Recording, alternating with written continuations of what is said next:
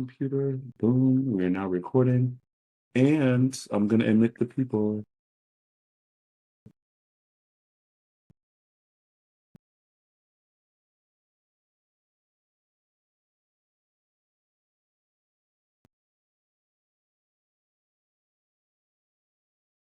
All right, we see that people are starting to come into the room. We know some more people will be coming because it is now. If you are not on mute, beloved, hello.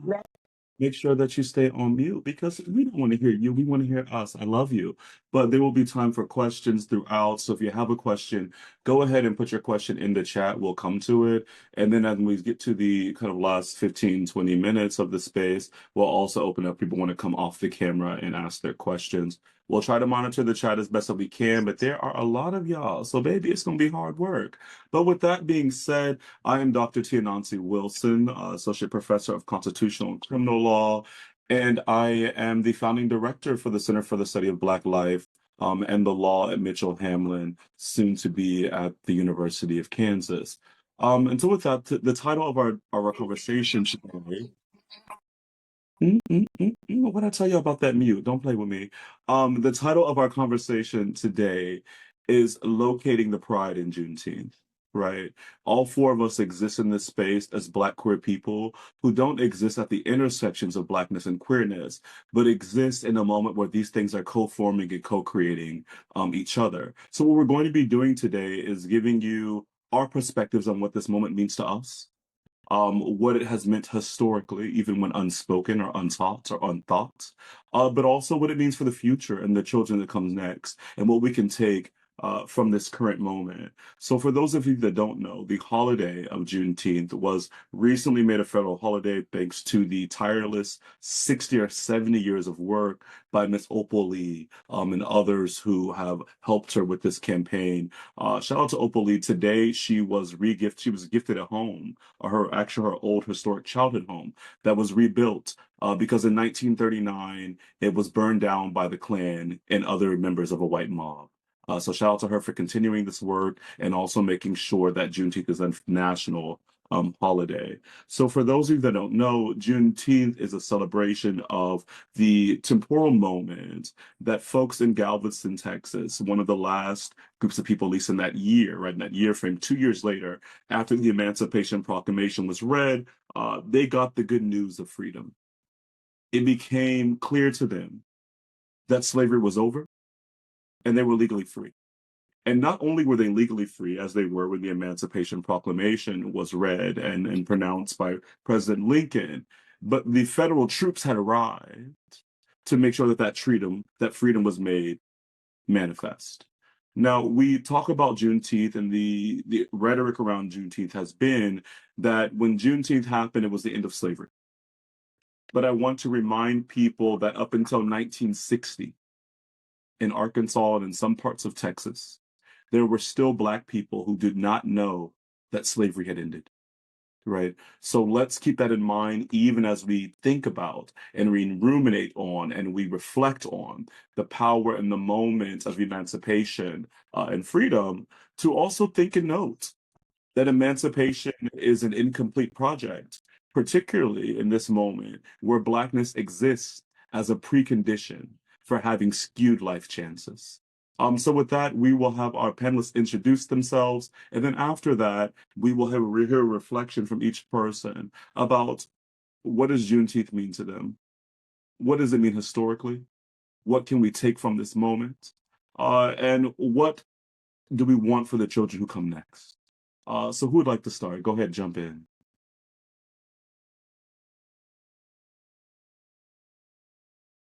I think since I'm the elder of the group, I'm gonna go first.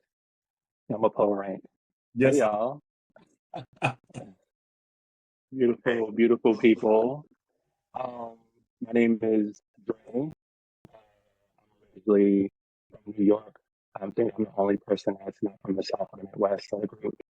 Um, um, I like to, tell folks I'm a great grandson of individuals who I know for a fact did not have the right to vote for the first time until 1966 because of Jim Crow.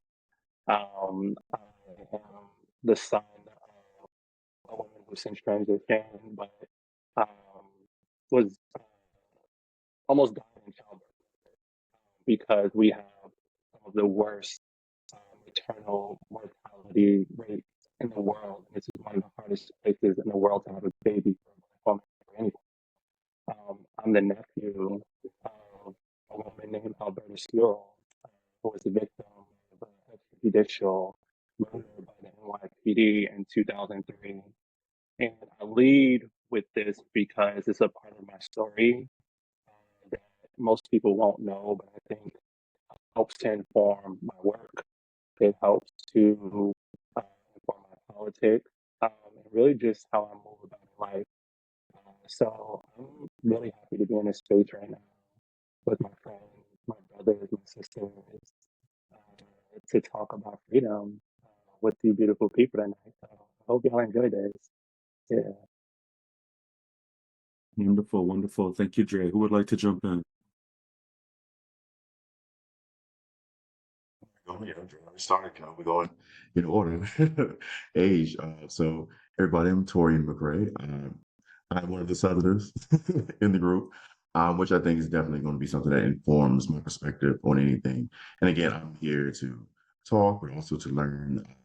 Met a Nazi in law school at Harvard Law. So, that's where we got to know each other. And of course, we moved back down to Atlanta, which again was me coming back to the South, and in a lot of ways was coming home, which is something I'll talk about. I reflect on a lot. Talk about coming back to the South. But it's where I met Dre and Asa, and of course, has been a place where I've been just examining what it is like and is to be a Black queer person. So definitely happy to be here. Glad to be a part of the discussion, and I'm looking forward to hearing from everyone. Yeah. Okay, come on. A Man, moment. I didn't see that.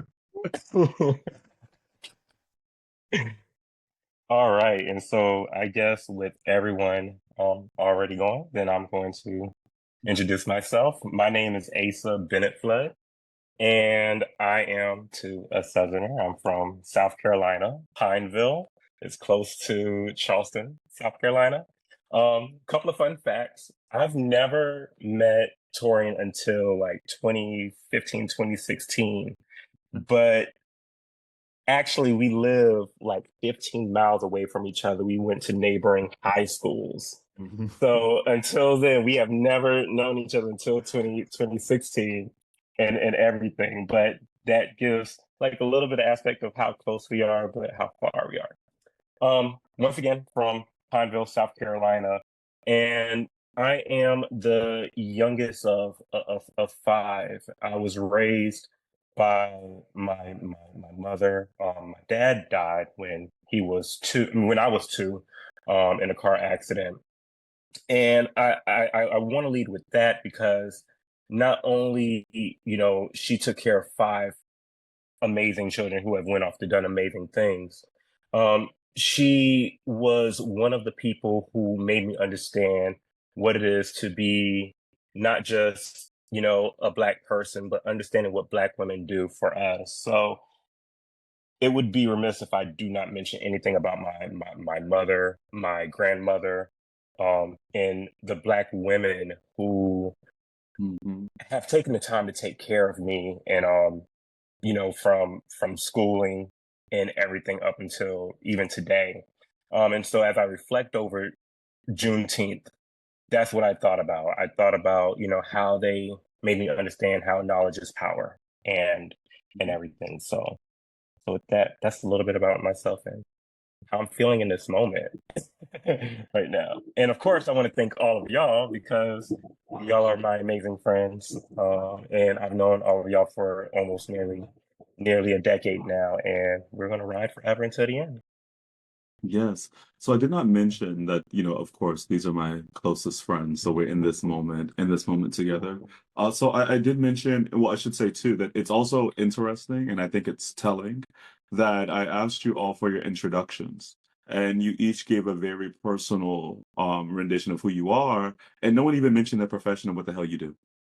So shout out to us, out to that. People should probably know that, so we'll deal with that when we get to questions and our reflections. But I did send out to each of them this question, and we'll answer all of these throughout this conversation. But I did ask them each to provide a quick meditation or short meditation on what Juneteenth means to them, particularly as a Black queer person with its intersections with pride. In what ways are we free? In what ways do we continue to experience unfreedom? In the law, in our relationships, in our jobs, in our social and private spaces. And finally, Juneteenth is about the good news of freedom. Is there a difference between freedom and liberation? If so, what? Can we ever achieve either? What is your freedom dream for yourself, your elders, and the children who come next? We can go in any particular order.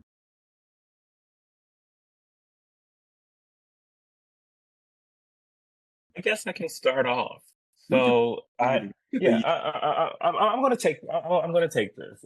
So as I said, I did a lot of thinking and meditation on Juneteenth today, and the first thing I thought about was, of course, what Juneteenth is, and then in the forms of simply what the holiday is. But now that it's a federal holiday, and that the difference is that one is the fact that we are free, and the other is that we're validated in being free and that being seen around the United States and hopefully the world. What I mean by that is, of course, June 19th, 1865. Yes, that was when, freedom actually became a thing in the United States for slavery.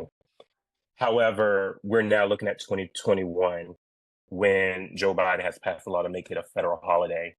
And it's funny to see how white people are trying to figure out how to celebrate this day, right? When for us, it is something to look back at what our ancestors have done and to understand how, we are learning how to free ourselves from any of the work that we have to do on a daily basis. I spent my morning, doing some work today with my husband, and it took a little bit longer than what I expected to. I love, there's love and then there's work. But outside of that, it was the fact that it was taking a little bit longer than I expected. And I'm like, no, I'm not working today. Right? So it's one of those things where I have to even place my boundaries and knowing that I'm free, even in these spaces as well. So I'm going to say that, what Juneteenth means to me personally is that each and every day you have the fight to be free in every situation that you do. I don't want to say a choice because that is not the best word to ever say when we talk about slavery, right? But in this space right now, we're always fighting towards making sure that we get towards our sense of freedom, being able to understand ourselves, be able to communicate the ways that we want to communicate. Mhm. And there is no convention behind it. And so with that, it's the fact that as being Black as well as being queer, I want to make sure that everyone understands that I'm going to move my way that I move. And I'm not doing it because I don't care about how other people feel. Mhm. It's more so that I have to be me to be me. And so that is what Juneteenth means to me in this current state. And it has gotten me into a great place. And I think that it's going to get me into a better place as time goes on. Mhm. You ask in what ways are we free?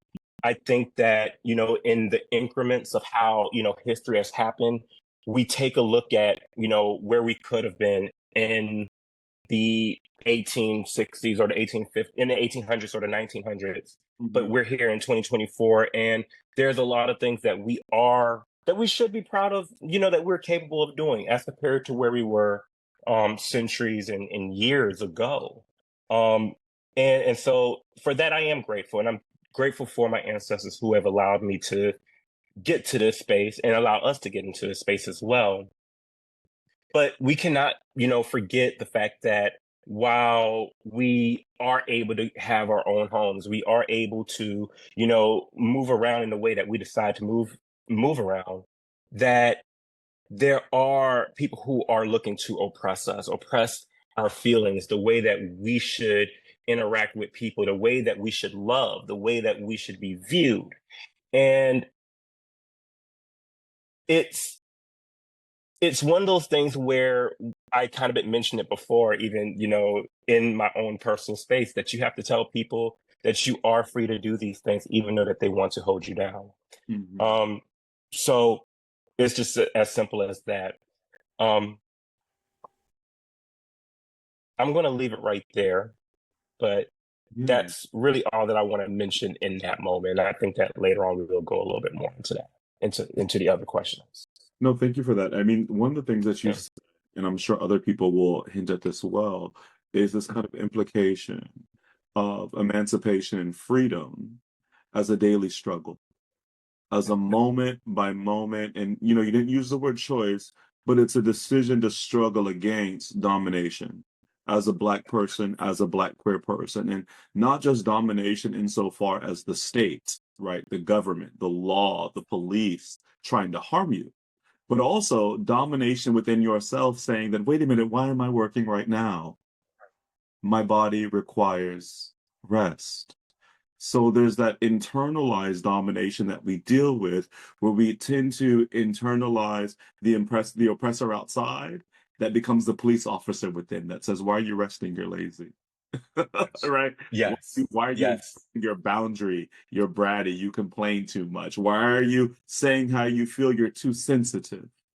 Right. Yes. But what you kind of brought us to, and then I'm gonna let the next person go on and think further about their own work and their own thoughts.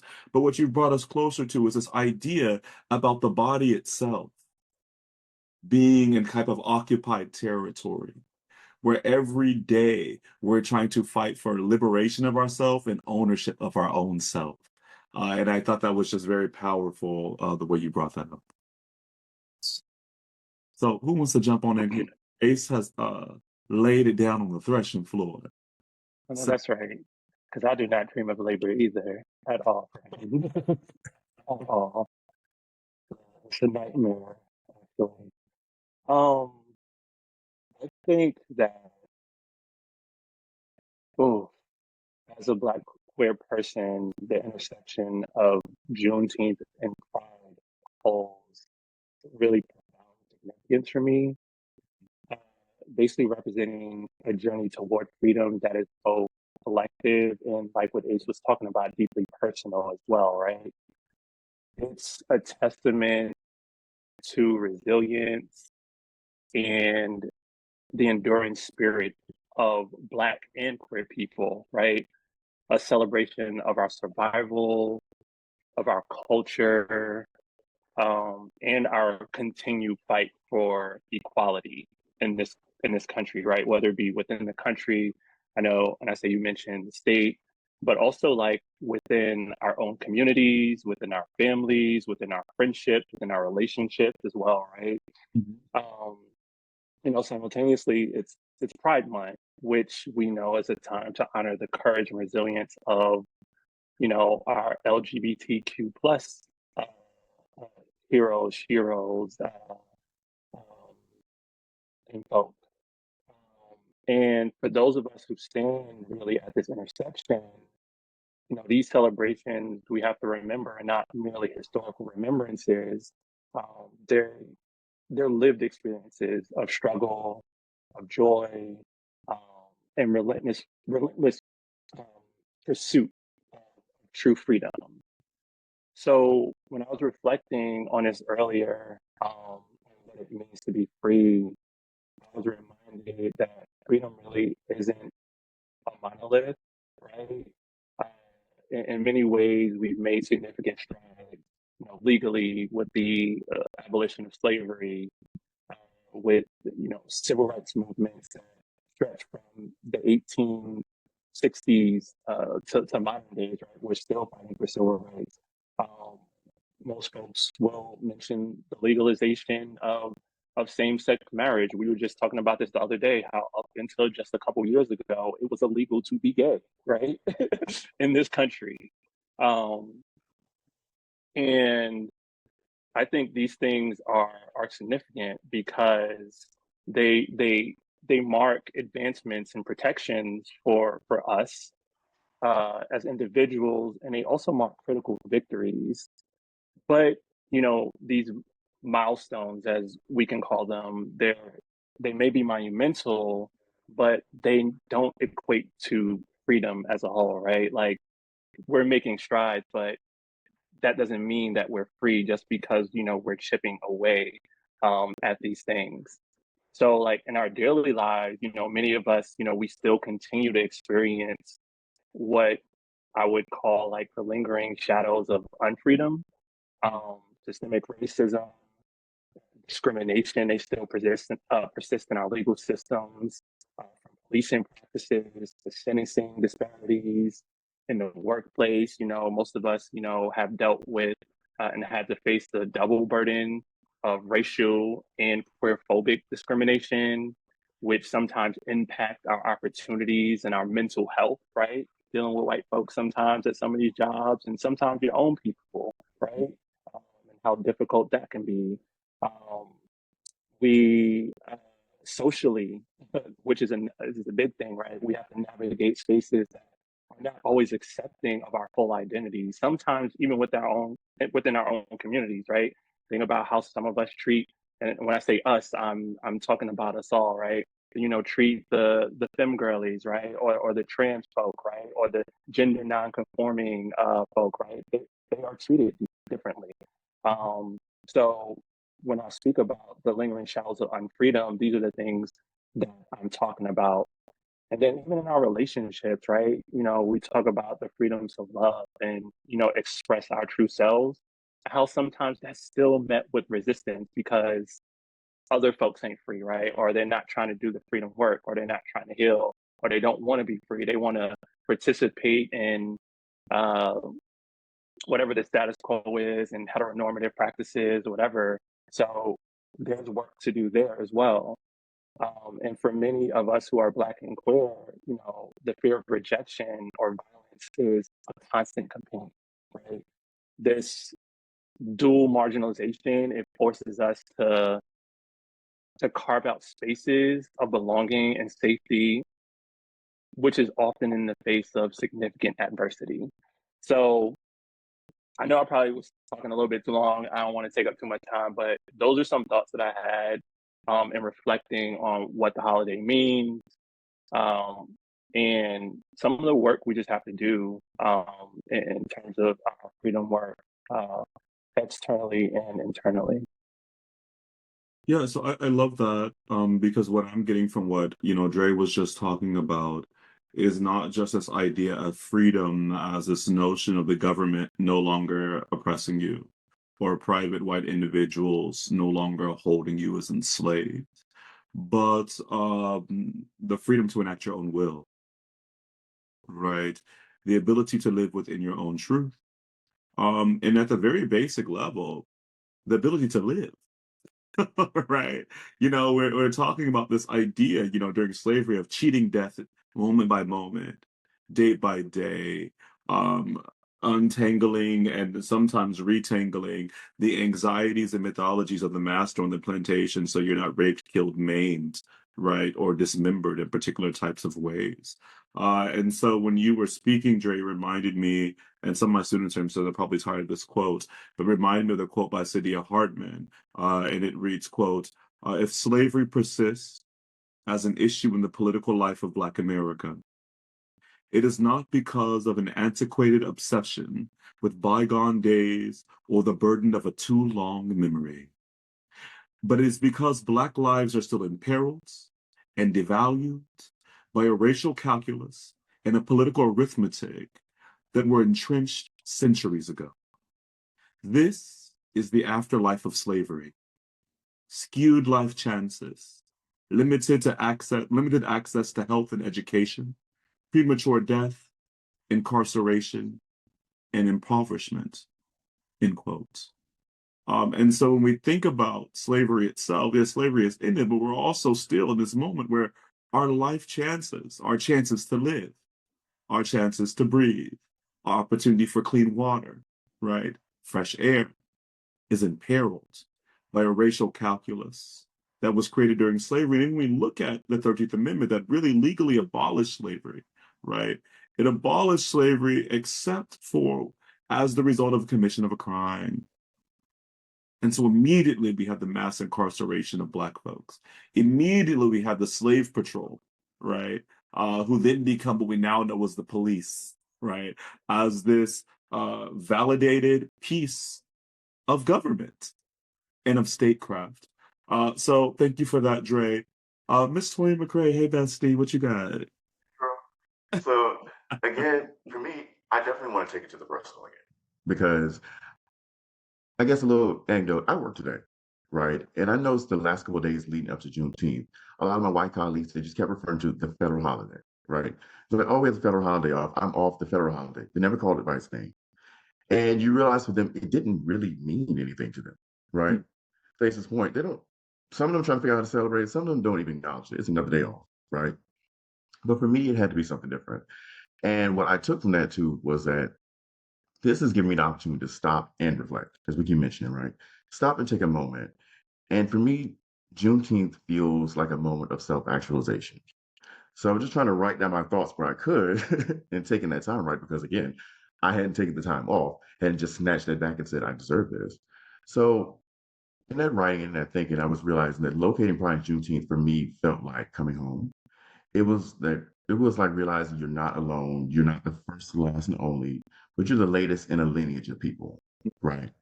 And for me, I moved around a lot. I've changed and evolved over the course of my life, but it feels like a chance for me to say I come from somewhere, right? And with that, I thought about it and I realized I didn't grow up celebrating Juneteenth, right? And I don't know, Ace, if you remember, like, I don't know, maybe it was the same in your school, but we had a little budget cuts. We in the rural South poor. We weren't, there was a lot we probably missed out on. And we just didn't grow up celebrating that. And honestly, pride wasn't a thing there. It still isn't a thing, to be honest. So these were two experiences I didn't have. But I definitely will say that me now, evolving and being aware of myself as a Black and queer person, that for me now, this feels like a communal space because that's what my experience has become over this time, right? So it's a bit of a grounding and a time for me to really actually stop and sit, stop, think about what my ancestors are going through. And not just the people I'm kin to by blood, right? I'm also talking about queer ancestors as well, right? There's queer elders who come before me. So it's a time for me to stop, actually learn more about them and their stories, memorialize those histories, and build traditions. I enjoyed the conversation yesterday. We're just talking about different things to do, right?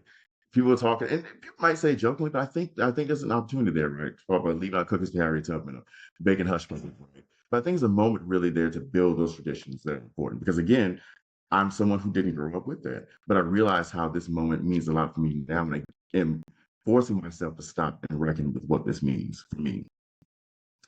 And I realized as a Black and queer person, we've always had to do that. We've always had to build traditions. Again, as Dre was mentioning, against adversity, right? You still have to build it in the face of that. We created and carved out spaces for ourselves. So what I think about is those very specific ways that my parents, grandparents, and their parents existed in the South, right? That, yeah, there was freedom, by the legal proclamation, but what did that actually mean for them afterward? They still had to struggle to put food on the table day to day. They still had to find their bits of joy where they could, right? Even that was just, we got some food here today, y'all come over and eat, or we just sitting on the front porch gossiping with whoever down the street. People still found their joy where they could. I think about their relationship to their land, right? Again, when I'm talking about coming from somewhere and how they still held a joy and at least some degree, I don't want to say power, but definitely they felt some identity with that and that sense of place by saying this is our land. In South Carolina, you hear folks talk all the time about heirs property. They'll be yelling about heirs property, and that is its own bucket of things that we need to deal with. But they'll talk about that, and whether they stitch together a little piece of land here, a little acre there, it's like this is ours, right? And again, it's them finding that sense of place and that identity. And I want to sit with and recognize that in the ways we are building our collective identities and building those rituals and seeing ourselves as a group of people. So when I think about that and with pride, and I'm thinking from the lens of someone who came into knowing myself as a queer person and loving myself as a queer person a little later in adulthood, as y'all know. Right. And sometimes there are times where it felt like I was a stranger in my own family, as I'm sure a lot of folks do, right? Amongst your own Black kin. And I'm not here to dump on Black people collectively, because again, we are all learning and unlearning so many things together as people, right? But it also gives me a chance to realize that I get to celebrate all of my families, all of those lineages, those chosen and those I was born into, and even recognize the ways in which we have been here before, right? You hear them talking about Uncle so and so, he was a little different, he was a little funny, or Miss so and so down the street, and you realize we've always been here. We've always been a part of our greater collective story of Blackness here in America. And what I'm excited about when I think about freedom, I think about growth, is the opportunity for all of us to really feel like we can be our whole and full selves, right? And I think not even just queer people, but Black people in general. Think about somebody like my dad just graying his hair and deciding, this is who I'm going to be, and this is who I get to be. So think across the board, I still am sitting down to figure out and think about what does freedom and or versus liberation look like for me. But I do think that will mean that we also get to undertake our own personal journeys within the collective to say, I get to be a whole and full person. So definitely am Well, I love that. excited to Yeah, have that I think discussion. so. You're bringing us to this kind of connection between the notion of home, freedom, and self-fashioning, right? And I haven't thought about that before, so like my thoughts are kind of jumbled on this. This is what you love to do to me, bestie. But I think it's important for us to think about, like, can you have a home if you do not have freedom? Can you be free without the ability to self-fashion, right? And if you are able to self-fashion, where do you get the power, the space, the privilege, and the privacy to experiment with that but home? And Christina Sharp has a quote in her book, Monstrous Intimacy. She says, oftentimes home is where the hatred is, right? And so I think so much about young queer children across race, particularly Black queer children, because, my people, that is oftentimes where we learn hatred. And not hatred necessarily because you're queer, but hatred perhaps because you don't fit this model of manhood or womanhood, or gender is not something you claim, but it's imposed upon you. And so maybe the hate isn't of yourself, but it's of the conditions of your living, right? It's the ways in which your mother or your father talk about this topic or talk about you. So I'm interested in this kind of thinking about, what are the ways that we have learned to sustain ourselves, both in childhood to the present, right?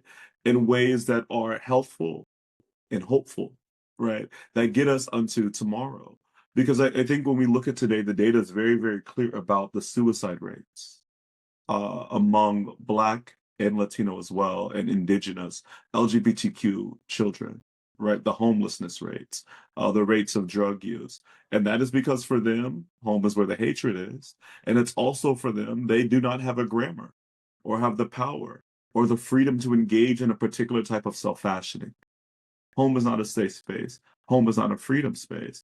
So if you were to interface with those children right now, right, what advice would you either give them or would you give young you with the hindsight of, I'm not going to date all of y'all, but 20, 30 years away.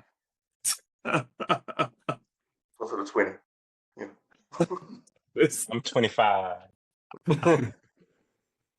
Yeah, I've been 30 for the last 6 years. I don't know what you're talking about.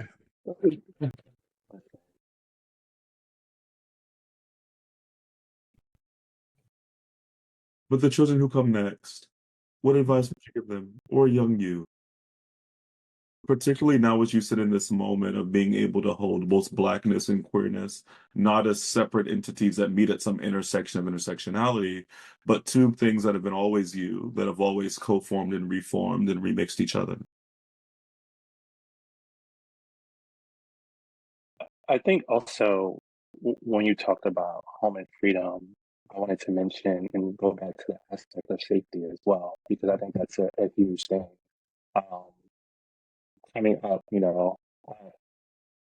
too found myself a little bit later in life than probably like T and Ace.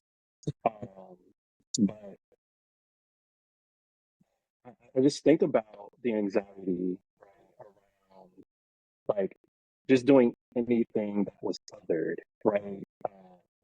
What my family or uh, even friends, right, like growing up, saw as the normal, right? So in a sense, it didn't feel safe to do anything that was outside of the space or that outside of what was believed to be the standard way of doing it. Like, I think back to, even my grandparents. I grew up Kojic. And, up in the Kojic church, no, no braids, no earrings, no church, um, no tattoos, It was boss natural back then. no dancing, like no card playing, so things like that. There were always these rules of no, right? So in a sense, right, it didn't feel safe, and to me, it was another form of slavery. I'm not going to be dramatic here because, like, it was right. Like, I was not able to experience freedom. I was not able to even understand what it was because this was the normal, for me. And I don't blame them at all, right? Like I give them grace, I give myself grace for whatever it is because that was what they knew, right? But we know better, right? So when I think about what I would tell myself, or even how I practice with my nieces and nephews, right, or the baby cousins, right, the younger cousins in the family, um, is really ensuring that they have the space to one always feel safe Mhm. and always feel as if they can go against what is othered, right? But it's not only practicing it with them, it's also practicing it with the my peers, right? Like my siblings, right? Uh, my aunts and my uncles, right? Like my older cousins who are of age, Mhm. because if we don't, honestly, it's just going to be cyclical behavior, right? And those children will experience the same things that we've experienced, Mhm. and ultimately they won't be able to experience freedom like they should be able to. And then there's also, emotional security, right? That is a big thing. You know, this well-being, is a critical asset for them to feel at home, right? Because if they're feeling it at home, if I felt this at home, I wouldn't have went out into the world and felt I could do anything, right? If this had started in the place that was close to me. Mhm. So this whole concept of home and freedom, I think they go hand in hand because that is the first place we are going to learn to be free, right? And as through example, so maybe when I have my kids, they're just gonna know, right? Like this gonna be a healed household. This gonna be a household where we learn and we grow together, right? We don't practice the behaviors of the past just because grandma did this or mama did this or daddy did this does not mean we gonna do this, right? Uh, we're going to go beyond and continue to pursue the freedom dream, each and every day. And my freedom dream may be different from what their freedom dream is, right? But I'm going to fight to make sure that they can achieve uh, their freedom dream as well. Mhm. I love that. I mean, you're making me think about how the fact that, like, slavery is not just a system, right? It's not just the idea of these laws and these practices where people are actually physically enslaved and sexually trespassed against and all these things. But slavery is actually also a logic, right? A logic of social control, a logic of debasing the so-called other, a praxis of othering. And then when you think about slavery, obviously we think about the abolitionists. And what you were talking about in terms of kind of like abolishing these kind of afterlives of slavery as a logic, the way your grandparents might think, or your parents might treat a little queer kid, or like, I don't know about that. This is the way I know how to do it, right? These are still those same logic of social control, but your role, you talk about your aunties and uncles and the people you encounter, the elders, that's an abolitionist praxis, right? So abolition isn't just about emancipation or the 13th Amendment. It's about the work of daily emancipation, right? Of the minds of the minds of our elders and of ourselves, right? And the ways in which we go against dealing with difference or deal with dealing with difference, but also the ways in which we deal with fear, right? So the question is, are you enacting, or are you reacting rather as an enslaver or as an abolitionist? And I think that's the question we have to ask ourselves. In Imani Perry's book, just got National Book of the Year award, South to America, she says, there are two gods. There's the God of the enslaved, and there's the God of the enslaver. Which one are you praying to? Whose will are you acting in accordance with? And I think that's something we have to begin to ask ourselves, particularly when we have these emotionally heightened moments. Wait a minute. In what testament am I following? Right? What sacred text, right, is my reaction based in? So I really love this notion of kind of bringing up abolition, not just as the abolition of slavery, the abolition of prisons, but the abolition of a mindset that is about social control, that social control kind of requires, well, our experience of safety requires a type of social control, even though safety itself is a mythology. So thank you for that, Dre. Jump in, folks, jump in. I'm looking so much. I love it. When you were saying that about those two, would that also include somebody when we think about their own internalized practices and how they view themselves, right? Because if I'm thinking what I would have told myself, it would be, there's nothing wrong with you. Because I believe that, you know. I but I accepted that. And that's what I thought. And I spent a great deal of time hoping I could be fixed, Mm. right? My first experiences with therapy were basically help me be straight. Get this. Let's fix this. Right. So it's an internalized thing there as well. And I think what would have helped me is me knowing from young that there's nothing wrong with you. We see the little bits and parts of you as they're coming together. But I felt like they were something I needed to fix or get rid of and whatnot. And and I think that again, like I said, that's the internalized part there where I'm an enslaver in my own mind at this point. Right. So just like trying to figure out how to overcome that when I'm thinking about liberation psychologically. Right. Um, I think yesterday too we were talking, we were talking over dinner, which is again, and Dre, you were getting to this too, it was self-expression.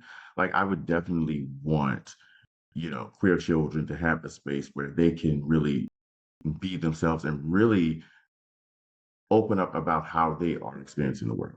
I think there's a lot, for a lot of us anyway, masking became the way we navigated the world, became the way we were able to survive. If I could just hide those parts of me that are other, right? I won't have to worry about dealing with any additional level of adversity. And you get used to that. Eventually, at some point, you forget your own voice. You don't even know who you are, what you actually look like, because you're so used to wearing that mask. So I definitely think it would have been different if I had a space where I could just say, this is what I'm experiencing. This is who I like. This is what I'm seeing. This is what I'm thinking about.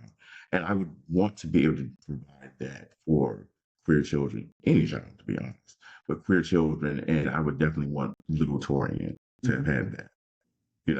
Somebody to talk to instead of simply having people foist an idea onto you as who you are. Even if some of those ideas felt good, right? Oh, you're smart, or nothing bothers you. You're like a duck, everything rolls off your back. Things aren't rolling on my back. This thing bothers me. I actually want to talk about that. I wish I had a space where I just accepted that this is a good thing. This is who I am, right? And you lose your voice over time. So I definitely would want to provide that for queer children. I mean, Want to echo. Oh, yeah, go ahead. No, go I ahead. also say to also echo off of that, Torian, it's one thing for, for the young queer child to be who they are, right? In the same token, also not taken advantage of, right? And for who they are.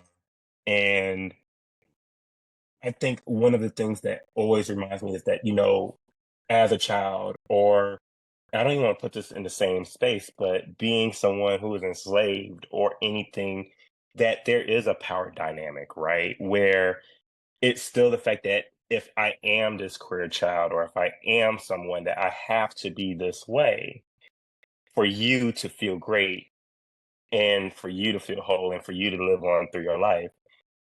At times, we do still need to adventure. We still have to have that sense of saying, hey, this is who I am, and learning how to be unapologetic about it. Of course, making sure that we don't harm other people. I mean, they don't harm other people in act and everything. But for the most part, being able to say, yo, this is who I am, and I'm living in it. And you are still able to be my parent. You're still able to be my teacher. You're still able to be my pastor. There's a lot of things that you are capable of Mhm. teaching me and influencing me to be the best person that I could be in this world, but I'm still me, and I should have power of that, and you should not take advantage of who I am because I am this. Mhm. Mm. So yes. Yeah, so I just said a couple of things are coming up for both what Ace was saying and also Torian, right? So with Ace, we're talking about this idea of the ability to be protected, right? And that is something that I think queer people are very familiar with, is the inability to be protected, quite frankly, right? The idea that whatever happens to you, particularly if it's a type of sexual trespass, it's something you deserve because you're a deviant. That is parallel to the arguments and the logics for enslaved people. If something happened to you, it's because you deserved it. It's because you were not performing right. It's because there's a defect in your being. So this idea, both for enslaved folks, but also for folks that are living under the cis heterosexist regime from antiquity to the present, is this idea that one, you're not entitled to safety, but everyone else is, and in fact, everyone else's safety depends on violations of you. It depends on your oppression. There's a direct relationship between those two things. And then secondly, Torian was also talking about this idea, right, of desire. Who has the power to actually desire freely, right? And what happens when your desire becomes a precondition for the policing of your essence? And what are humans, right? Without desire itself, it motivates us to do so many things. And we think about desire oftentimes as not as something that is very sexual, but desire also means, what do I want to eat today? How do I want to style my hair? What job do I want to have? Do I want to work or rest? Right. And so desire is also just what the things that we want for ourselves. And so when we think about both enslavement and we think about, the fact that Lawrence versus Texas, the Supreme Court case, and I'm going to nerd out for a moment, so bear with me, all that don't do law things. But 2003 is Lawrence versus Texas, right? This is a case where a black man who's not even named in the case, truly, Tyrone, and they misspell his name in the case as Tyrone Gardner, right? Was at an apartment with his ex-boyfriend, a white boy, and his ex-boyfriend's friend having some beers, smoking a blunt.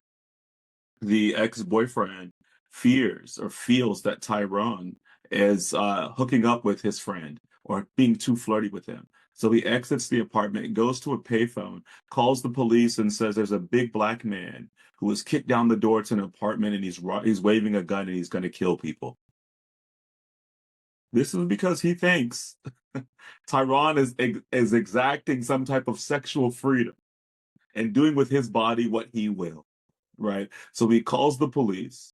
How's the police come in with this deadly force to put down this black brute, right? Who's clearly a thug and about to rob this community or kill somebody, what have you. So the police come in. There are three officers. One officer says, "Oh, I saw them engage in anal sex." Interesting. The second officer says, "Well, I saw them engage in oral sex. It wasn't anal sex." The third officer was like, they were sitting on the couch smoking a blunt. Like, what's going on? Now, they all enter at the same time. These are three very different stories, right? But it's important to note that this case becomes a case about, one, the right to privacy in the Fourth Amendment, but more importantly, this idea about privacy and consensual sexual matters, and this idea of bodily autonomy being again kind of reinstantiated from Roe v. Wade and other parts of the constitutional jurisprudence. But what's important here is to kind of think about this idea of queer consensual sex being legal comes through the contestation of a Black queer man's body and his inability to say, and we don't even know they even said this, I want to have sex with someone else, right? So it's the claims of his ex-partner onto his own body that then allows us to have this idea of sexual autonomy. So it's Black and queer people's inability to have sexual autonomy that births sexual autonomy for queer people writ large. And even in this moment, right, it's anti-Blackness that allows the police to come into this moment and believe this farce. So anti-Blackness and this kind of hypersexuality and hyperviolence of Black men that is kind of posed upon people becomes the Trojan horse that allows queer rights to breathe. And so that's why when we think about Pride Month, we have to always think about Black folks and anti-Blackness. And of course, we know Stonewall was started by a Black trans woman, right, fighting back, and other Black trans women fighting year over year. But also the beginning of the queer rights movement in the United States, and I put the link in the chat, begins with William Dorsey Swann, a gender non-conforming person in the 1850s who was having some people across race who were all queer at their house for some beer and champagne. And the police get a tip and they kick in the door, and Dorsey Swann says, wait a minute, you are not a gentleman, you shall not pass, and throws herself. And I use both gender pronouns because I don't usually have them, off of the stairs onto the police officer to blockade them from getting to the other people. The judge in that case tries to sentence William Dorsey Swann to 20 years of hard labor because they say they have infected the good men of the community with their wiles and their femininity and with their perverse mind. So we can think about the queer rights movement in the United States as actually principally being a movement by formerly enslaved queer Black people. But the conversation and the argument we usually get is a Harvey Milk type of articulation of what is going on. But if you actually look at the history, there was nothing milky about it. It was based in melanin, and it was something about people escaping the noose. So it's important that when we think about these queer ancestors to always already think about them as Black ancestors. And the same thing with our Black ancestors when we think about people like Bayard Rustin, right, organizing the entire March on Washington. But folks, what other people have to say? What other questions or things do people want to engage with? We're almost at 9 o'clock. If folks in the audience want to pop on, ask a question, add some context, or my sisters, Brista's siblings on the stage, if there are directions you want to take this in, get into it. It's all the stage is yours. I love what you were just talking about in terms of the onset of queer rights in the country, and also naming how Black people saw them. And it took me back to a conversation that we were having. It was some time ago. I think it might have been towards the end of last year or at some point earlier this year, where we talked about how to be Black is to be queer, right? And I wanted y'all to touch on that just a little bit, because I think you led us right into that moment with the history lesson that you just gave us. But to take it a step further, like what does it mean when you say be Black is to also be queer? Mhm. You're not asking me, you're asking the group, yeah? I'm asking any of y'all. Get into it. Get into it. It's for the group, yeah. McCrae, Bennett, excuse me, Wilson. I'll just say this very quickly. I'll let the folks, because they always got their thinking faces on and things. But I was I think I do truly believe that to be Black is to be queer. And it's because, Blackness as a type of notion of humanity, right, is an imposition on the kind of static natures of historically and classically, both in philosophy and law, of what the human was constituted of, right? The human was this so-called civilized Western European.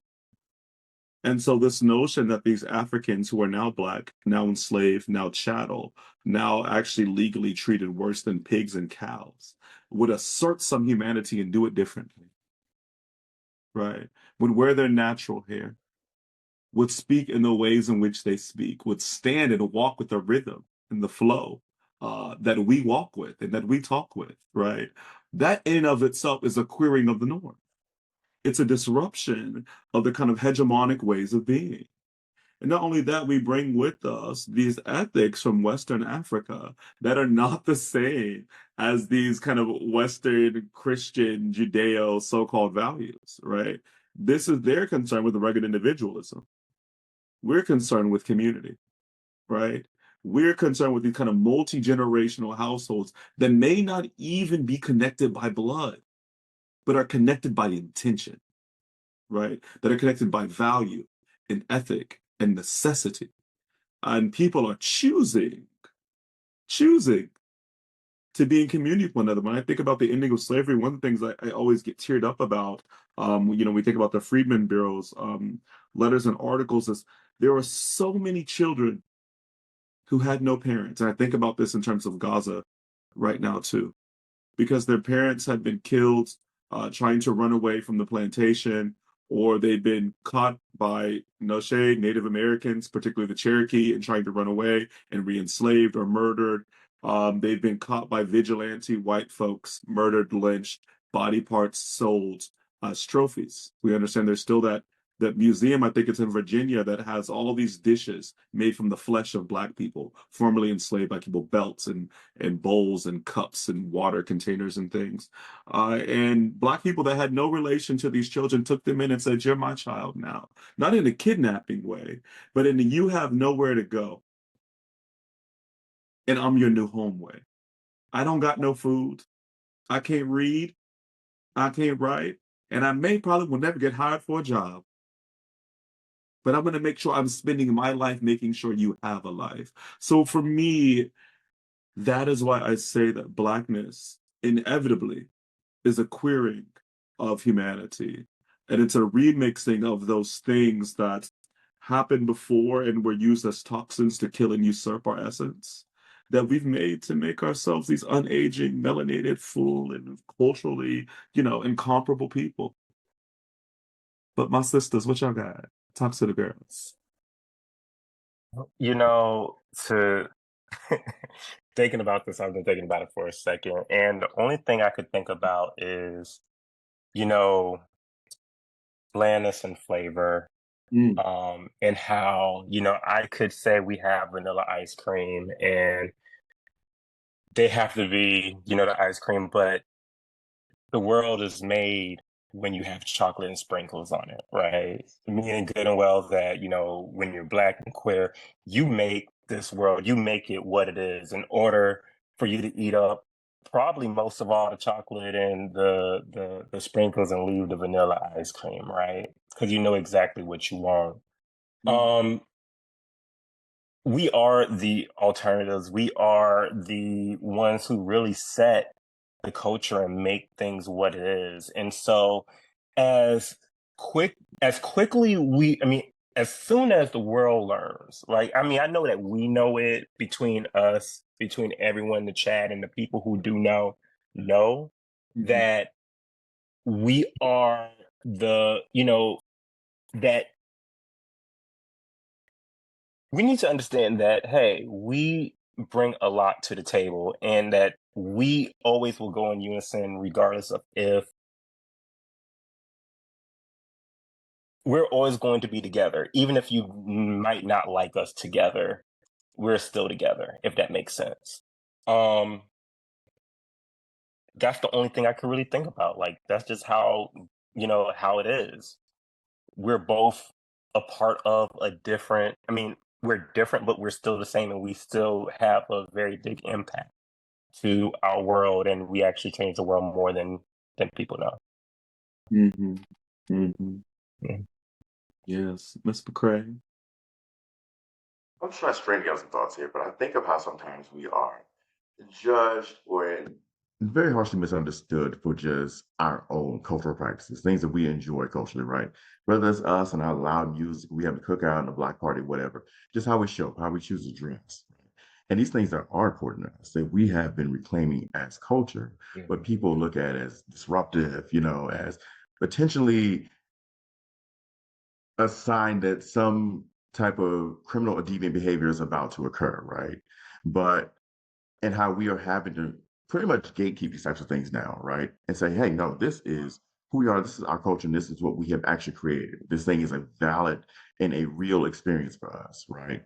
Mhm. And because I think that's something that, especially as African Americans, we do deal with a lot, right? Particularly those folks, those of us who are descended from enslaved Africans, whereas our culture is not seen as real or valid, right? Something that was just made up the other day, right? And it's just y'all made this up because y'all were poor and uneducated and ignorant, right?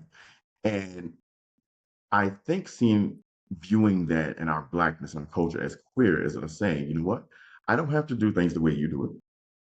I don't have to. Us growing and maturing as a people, as a collective, doesn't mean suddenly we turn into white people. That we suddenly start viewing ourselves as the dominant macro culture of how white people operate in the United States. No, that we still take on our own culture, we embrace that, and we say, this is what we're going to do. This is real and this is valid, and it might be different from what y'all have going on, but baby, I don't care. This is what we got, and this is who we are. And I guess from that, I really enjoy and appreciate again, mentioning again that we built these traditions and rituals for ourselves. And I want for us to always see those things as real, as valid, as things that we continue to build on, that we continue to pass down, that we continue to say, this is who we are, right? Embracing the idea that, yes, this is queer, right? It's the same as saying that our blackness is real and Mhm. I love it. And I'm not going to sacrifice this on the altar of white supremacy and lived in America and deciding that ultimately our destiny as a collective was become like white people. No. So Yeah. I'm still stringing it together, but that's more or less Well, where I can go. you're making me think about, we always, you and I particularly always make this joke, and also, Dre and Ace as well, but, we talk about losing recipes. Yes. Right. Goodness.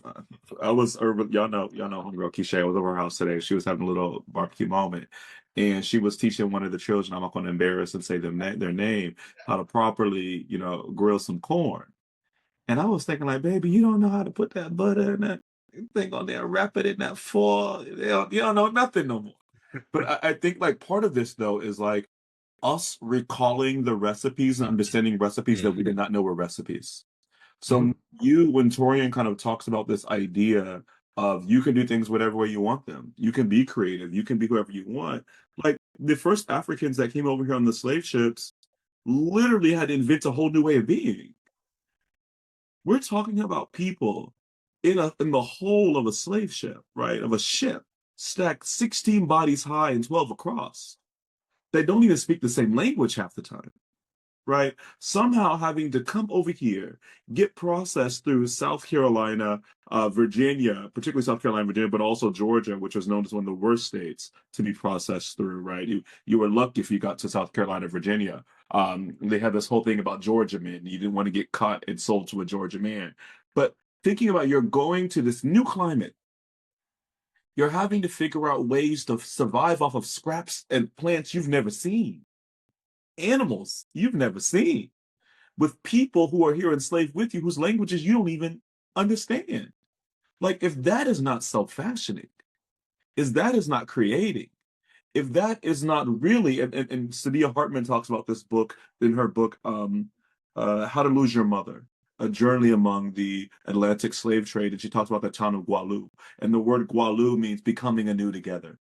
And Gualu was this place in Ghana where the enslaved, well, people that they were trying to enslave ran away and literally created a town on a lake, a floating town, right, to get away from the slaver's net. And they didn't speak the same languages. They weren't from the same ethnic groups. They didn't really know each other, but they knew who the hell they were getting away from.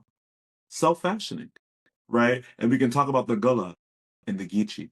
And we can talk about the Marooners across the country. We can talk about formerly enslaved people who embedded with indigenous folks, right? And learn those languages and those ways of being. So if we really get serious about our history, right? And we think about this kind of idea of freedom for pride and liberation today and abolition from prisons and police. If we just go back to the recipe, right? The ingredients and the instructions were already there, but I think all too often we get caught up in this trap of thinking about enslaved people as just slaves, right? A lot of times think about Black history, people say, oh, slaves. Wait a minute. These are human beings. These are enslaved Africans. These are enslaved people.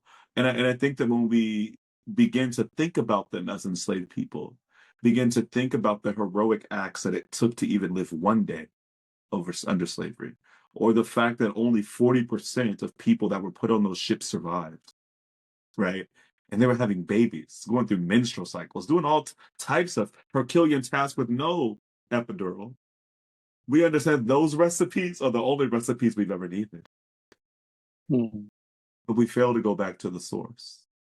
But I want to open it up for, of course, the rest of the panel to jump in and bring us some new topics. We have about 20 minutes left max, but I also want to make sure that folks that are in the audience, if you have some comments, questions, things you want to ask, or just manifest on that you want to meditate on, let us know.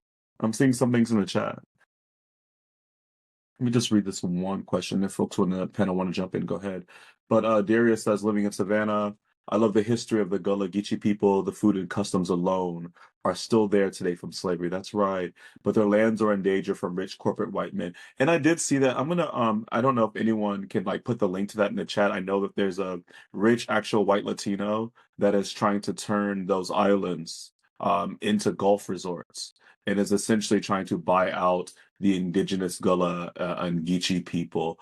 So if someone can find that link and put it in the chat. I know there's something on NPR about it as well. A question from my lovely RA. Shout out to Isaac. What are we called to do as Black queer people when we think of William Dorsey Swann, Marsha P. Johnson, Polly Murray, James Baldwin, Byron Rustin, O'Shea Sibley, my lord, that's too soon, and the countless others who put their bodies and lives on the line for the freedom of others? So Isaac, I'm gonna pick on you since you're my RA, and this is our kind of last week really working together. When you say what are we called to do, what is the context of that?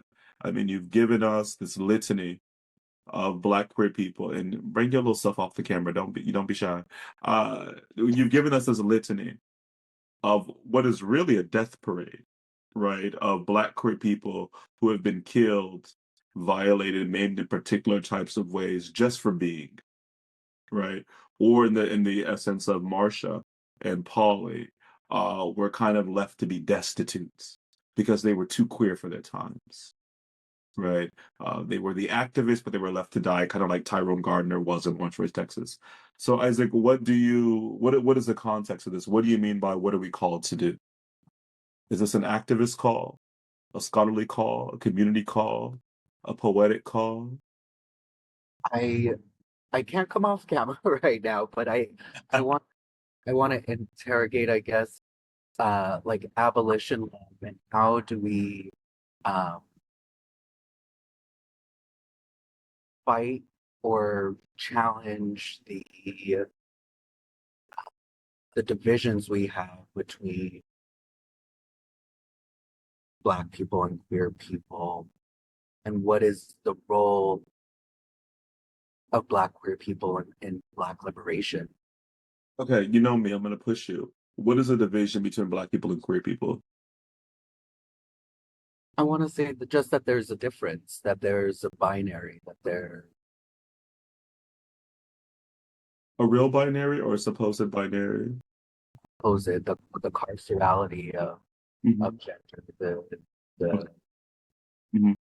So you're bringing us to the Hortense Spillers, the agrammatical notion of gender, and the fact that like Black people don't actually have a stably read gender, and then this notion, right, that like Blackness is incompatible with queerness. Yeah. yes. Okay. And so then you're asking like, what is an abolitionist response to both this kind of notion of the kind of carceral enclosure of gender, but also the kind of day-to-day ways in which we're trying to refashion our identities? That our families and communities. Mm-hmm. Mm-hmm. Mm-hmm. Okay. Love it. All right. Who wants to take a stab at this? That's cute. I love it. Great question. I'll take a stab at it. So there's two. There's two answers for me.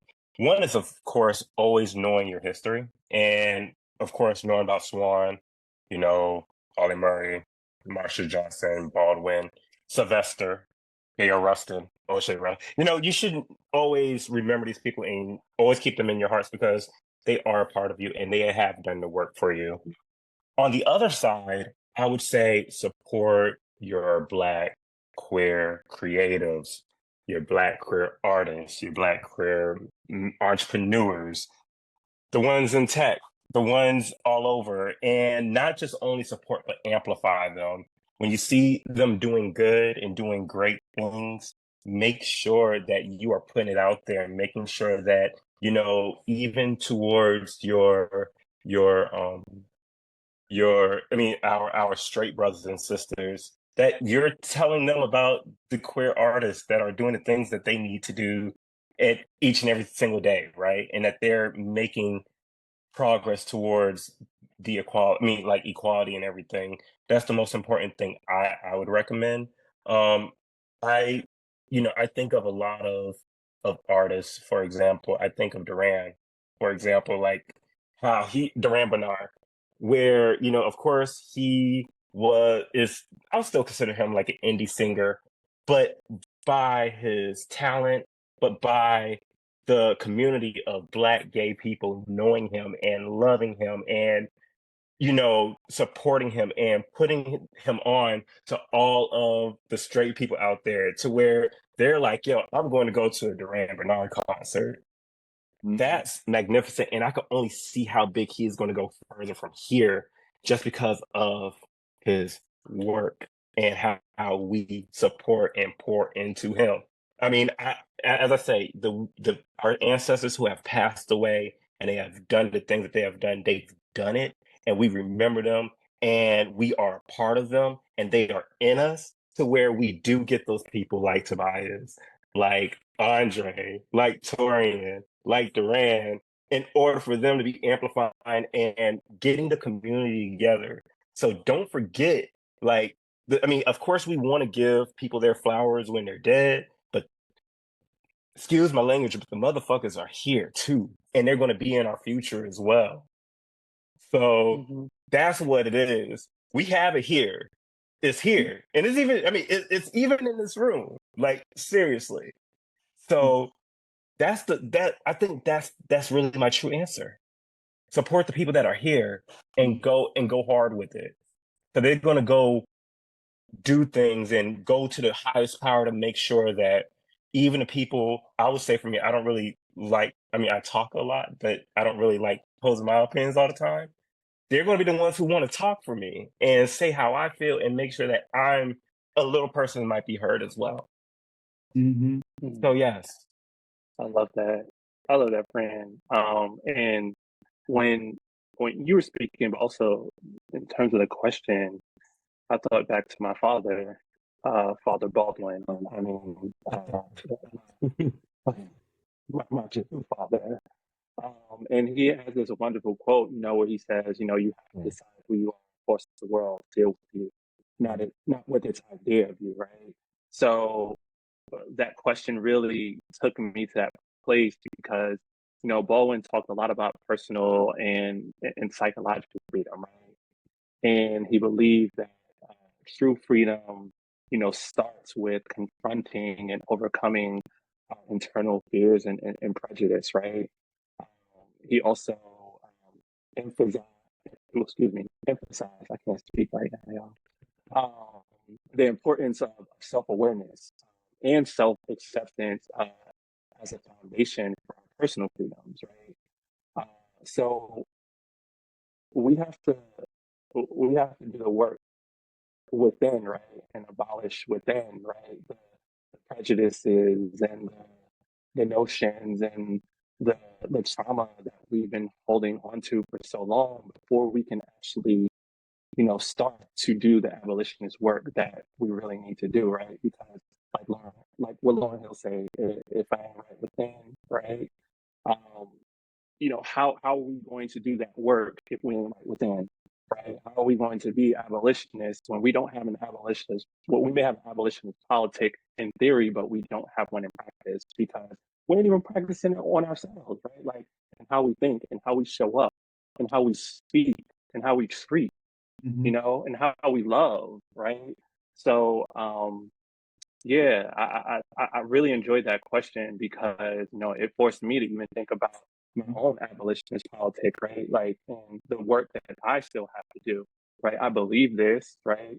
I want this world to be this way, and I want to show up in the world this way. But there's still shit that I have to deal with, like internally, right, to overcome that, and that comes from decades um, of being in spaces uh, and with people who have Mhm.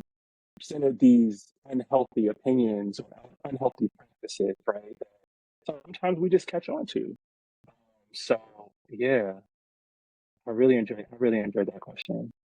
Torian, I want you to answer this question, but I'm also want you to kind of maybe spin into the next question, because this question that Wendy just asked in the chat, I think it's something that is near and dear to all three of our hearts, all four of our hearts rather. And we only have 9 minutes left, so I want to make sure we get to that. So if you haven't answered this one, I want you to maybe spin that into your answer to the second question. But also, secondly, I just want to say to Dre's point, like so much of abolition is not just how you treat other people, it's how you treat yourself.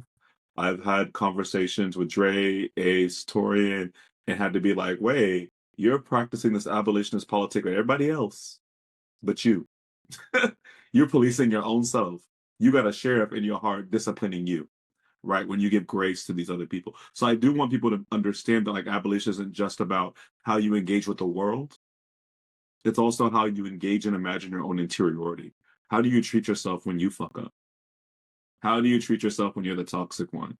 Or you're the harmful person? Now what? Right? Because how you treat you always emanates in how you treat other people. But moving on to Wendy's question here, which I think is just so important to really marinate with. She says, I'm raising my young son to be happy and free, to be who he is, and free to live how he wants to.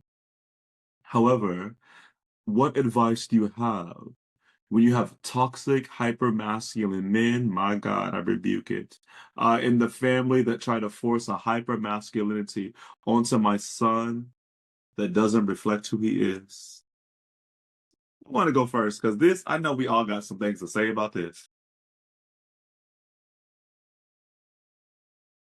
I say he Hey, better call Tyrone. well, speaking of that, Tyrone, you know what I'm talking about. For context, y'all, Tyrone's my dad. So I feel like honestly, him seeing you affirm him, and even particularly when they're trying to force something on him and saying, "Hey, he's fine, let him go, let him have fun, let him be," right? And affirming it in front of him is going to be so important for him. I think for me, I said this before again. Somebody just saying you are all right, there's nothing wrong with you. Let that child be. You know, it's gonna be so important. I think that's a one small thing. Now, obviously, I think it's gonna be a lot more, right? Because it's also gonna require some work saying, hey, to them those men, like, look, this my baby, and my baby is gonna be himself. But also him seeing that as well. I think really when they're trying to force something on, like, hey, let him play with what he playing with, play how he wants to. Let him have his space. Like really, just kind of stand up for him and affirming him in that moment. I think it's going to be so important for him as he grows up into whoever he chooses to be. It is going to be right because he's probably going to have a lot of different moments and different versions of himself that he's going to experience. But just I think that affirmation is going to be important.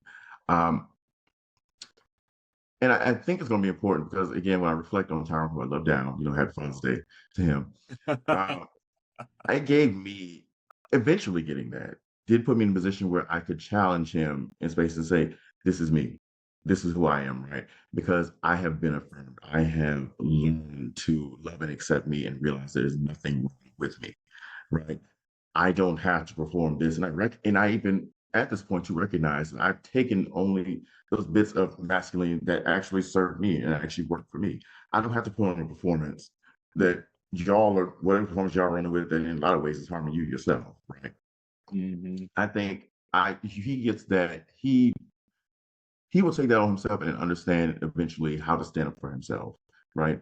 And how to be firm in who he is. But I think definitely affirming him publicly, visibly will do that. And I think also too, just a matter of really just sticking your ground with the rest of the people in the family. Like, look, and that can also be empowered too. Like, hey, this is my child, and this is who he is going to be, Mm-hmm. and I'm going to allow him to be who he is. But I'm still thinking on that because I like that question too. I'm like, ooh. Yeah, that's a very, I mean, it's a very, Yeah. very deep, intricate question Yeah. overall. Like, I mean, absolutely, you're correct, Torian. I was going to say, of course, one thing I learned growing up was knowledge is power Mm-hmm. and intelligence is power. And if you're able to teach your child how to communicate how they feel, and I'm going to say particularly how they feel, because we learn about everything in the education system, and we learn about things, and we read books and so forth. But most importantly, when it comes to, I would say, sexuality, when it comes to gender, it's also it's very much bodily. It is a part of your emotional aspect. So I would say being able to I mean, you know, give your child the idea of, like, how to express yourself, like, by simply saying, like, how do you feel, and not it just being is I'm fine. I want you to tell me exactly how you feel and at what moment this made me feel this way and why, and being able to understand that sense of vulnerability along with the fact of learning how to understand boundaries, right? I think that for many, many gay men or many, queer people in general, that we find ourselves when we are adults that now we have to have this conversation about emotions, right? And talking about how we feel and everything like that. When in reality, if we had these conversations a long time ago when we were children, when I would say emotions were much more sensitive and we were able to feel all the things, right? Like a little, boo boo that we will have will cause us to cry, right? Which we don't have that type of feeling no more. If we were able to have that conversation and that learning of emotional intelligence, that we would be able to confront people of, this is how I feel, and I can understand the way that you feel, but this is how I will feel and this is how I will be, and that part will create that sense of being much more stronger. So yes, I would say, you know under allowing our kids to understand more of their emotions, be able to become intelligent in their emotions, and that should be a very good facet between, to get to where they're able to deal with that. So, Dre, I'm going to give you the last word before, we announce our little next venture and move on and things and close up because we are at 9:28. But I just want to say really quickly, I have a little bit different advice than everybody else. I think the best thing that ever happened to me was that my toxic father was not in the picture. I did not have Boom. years of toxic behavior or modeling from men to undo. I was thankfully raised by my mother and my grandmother, who raised me to be the man they wish they had, right? Though not the men that they had, not the abusers, not the liars, not the cheaters, not the hyper masculine person that can't communicate. And so my advice is when you're talking about toxic people, a child should never be around a toxin. If you would not allow your child to inhale gasoline, they should not be able to inhale toxic masculinity or feel the violence of it from someone who is not necessarily integral to their life. And if you're harming me, you're not integral, right? And so I just think, and I made a joke about it earlier, but I believe they need to call on Tyrone, okay, and tell him come home and help you get your shit. That's what that is to me. I don't think any child deserves to be exposed to anything harmful. They don't have agency.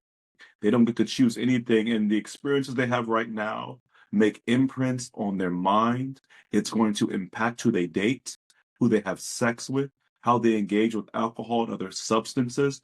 And you have the opportunity right now to save that child 5, 10, 15 years of therapy, 6 or 7 bad relationships. And it's not worth Mm. the feelings of these toxic men. If they want to be in that child's life, stop being toxic, go wash and repeat, honey, get your life together. Because toxicity is transferable. And so I'll get off my soapbox on that and pass it over to our, Preach. our L, Dre. I think all of you have really um, encompassed a lot of the things I want to say, but the one thing I will return to is the, the idea of home being a place of freedom, but also liberation as well, right? And this sense of belonging and how home should always be a place where you know your son feels accepted and valued, and it definitely seems like that is the case, right?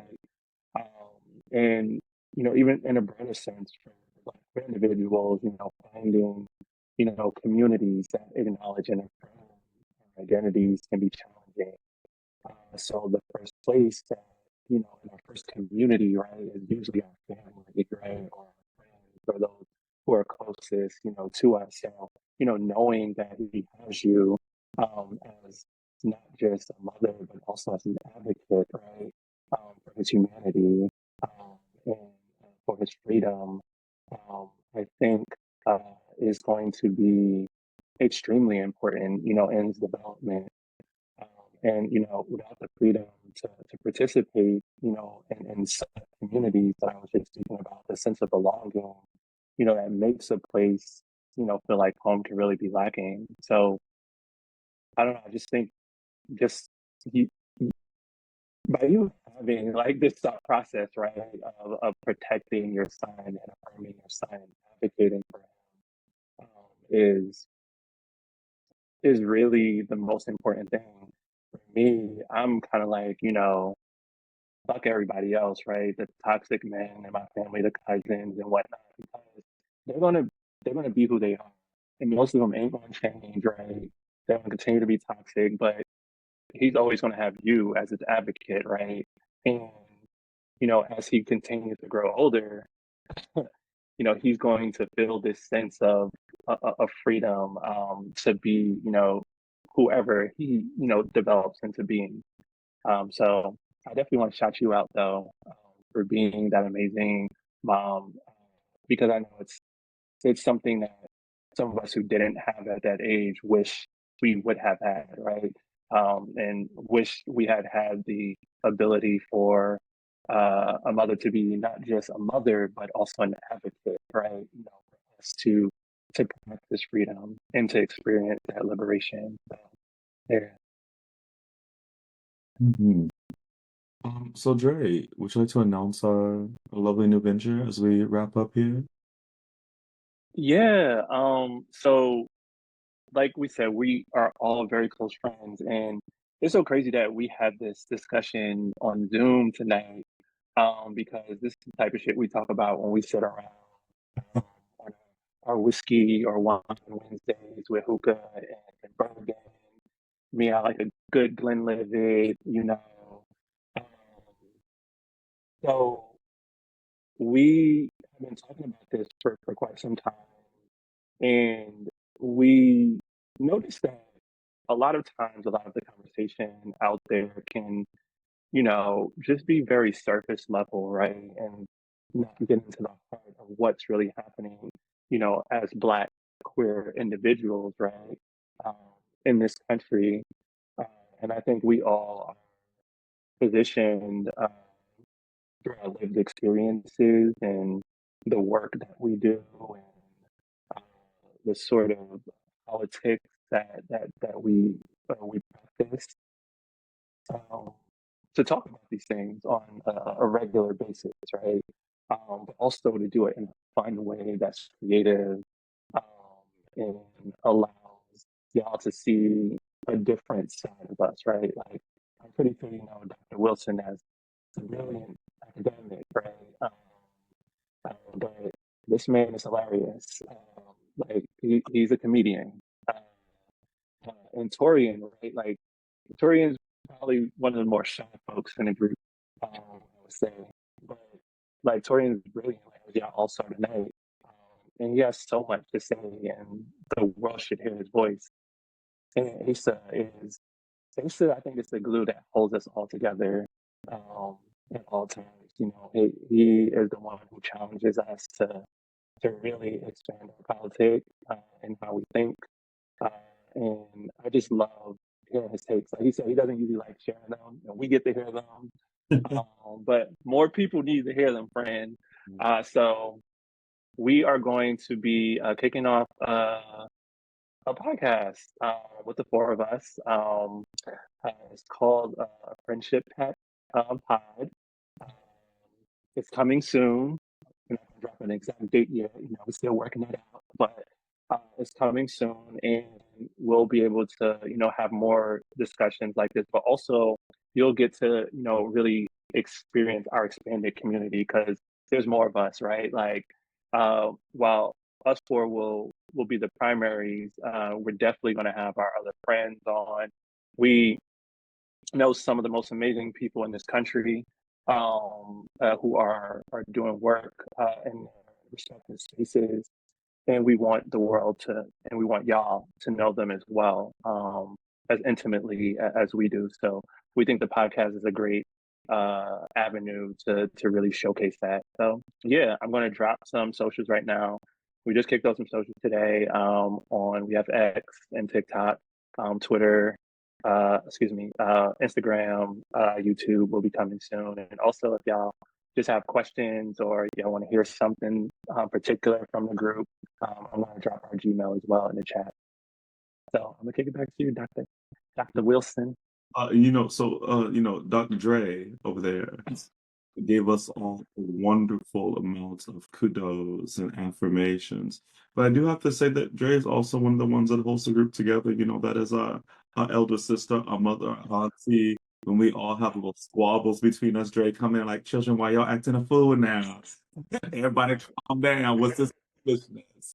And I can say that, you know, very clearly that, you know, Dre is, I think, the more experienced of us when it also comes to working not just in the organizing world, but also in the political strategy world. So I think we all have our own experiences talking about what does it mean to be Black and queer in these spaces. But Dre has a real on the ground experience, both as a strategist, but also as an organizer, about like, how do you live through these moments, right? What does the other side look like when you don't win, right? How do you keep going?